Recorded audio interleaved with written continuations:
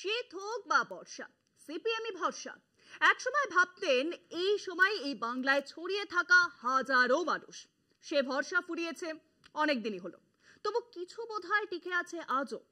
একথা বলছি এই কারণে যে মুর্শিদাবাদে এমন একটি ঘটনা ঘটেছে, পশ্চিমবঙ্গে যে ছবিটা দেখতে মানুষ অভ্যস্ত, তা হলো উন্নয়নের কাজে সামিল হওয়ার কথা বলে বিরোধী দল ছেড়ে তাদের নেতাকর্মীরা হাতে নিচ্ছে তৃণমূলের পতাকা।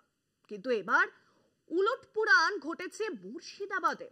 তৃণমূল ছেড়ে সিপিএম এ যোগ দিয়েছে ডোমকলের 50টি পরিবার। কেন এমন হলো? তাদের কি উন্নয়নের দরকার নেই? না, এমনটা নয়।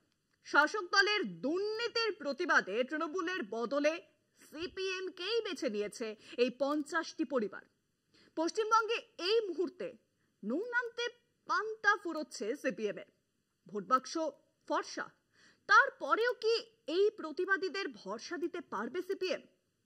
কদিন পরেই সিপিএম ছেড়ে বিজেপিতে যাবেন না তো এরা? আবাস যোজনায় ঘর পাইয়ে দেওয়ার নাম করে কাটমানি খাওয়ার অভিযোগ নতুন নয়। অভিযোগে বিদ্ধ রাজ্যের শাসক দল। বিরোধীরা তো বটেই, বহু ক্ষেত্রে তৃণমূলের এক গোষ্ঠী অন্য গোষ্ঠীর বিরুদ্ধে দুর্নীতির অভিযোগ তুলেছে। আবাস যোজনায় দুর্নীতির অভিযোগে অনুদান দেওয়া বন্ধ রেখেছে কেন্দ্র, তবুও বন্ধ হয়নি ঘর পাইয়ে দেওয়ার দুর্নীতি। সেই ছবি মুর্শিদাবাদের ডোমকলে। অভিযোগ, আবাস তালিকায় নাম তুলে দেওয়ার প্রতিশ্রুতি দিয়ে লক্ষ লক্ষ টাকা হাতিয়ে নিয়েছে তৃণমূলের একাংশ। টাকা দেওয়ার পরেও ঘর না পেয়ে শেষমেশ দলবদল ডোমকল পুরসভার 16 নম্বর ওয়ার্ডের 50টি পরিবারের। তৃণমূল ছেড়ে যোগ দেন সিপিএম এ। এখানেই শেষ নয়, দলবদলের পালা সাঙ্গ হয় দক্ষিণনগরের তৃণমূলের পার্টি অফিসের সামনেই, এবং তারপরেই তৃণমূল পার্টি অফিস দখল নেয় সিপিএম। তৃণমূল করতাম আগে, আজকে আপনার সিপিএম এ যোগদান দিলাম। 16 নম্বর ওয়ার্ড। লোকের কাছে টাকা নিয়ে ঘর দেবো বলে তো টাকা তুলে ঘর দিচ্ছে না গরিব মানুষকে। রাস্তাঘাটে কোনো উন্নয়ন নেই, এ তো সব খাই বসে থাকছে এমএলএ সাহেব আর এমএলএ ভাই। যেখানে গত বছরে বিরোধী দল ছেড়ে তৃণমূলে যোগ দেওয়াটাই ছিল দস্তুর, সেখানে ডোমকলের উলটপুরাণে কিসের বার্তা? প্রশ্ন শাসক দলেরই অন্দরে।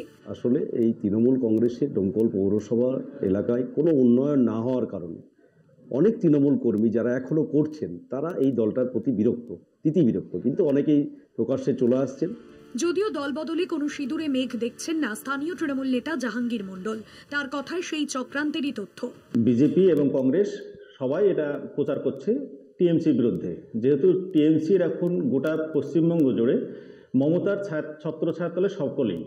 এইটাকে কি করে ভাঙা যায় এবং মানুষের মনে ঘুণ ঢোকানো যায়, তার একটা পূর্ব চক্রান্ত। ডোমকলের বার্তা আগেই পেয়েছে নদিয়ার কালীগঞ্জ। উপনির্বাচনে বিজেপি তৃণমূলের ভোট কমলেও বেড়েছে বাম কংগ্রেসের ভোট। আবার পশ্চিম মেদিনীপুরের চন্দ্রকোনার কোল্লায় তৃণমূলের দখলে থাকা তাদের পার্টি অফিস ফিরে পেতে চায় সিপিএম। শাসক দলের গোষ্ঠীদ্বন্দ্বের জেরে 2 বছর বন্ধ হয়ে থাকা অফিসের দখল পেতে বিডিওর দ্বারস্থ সিপিএম। কলকাতা টিভি।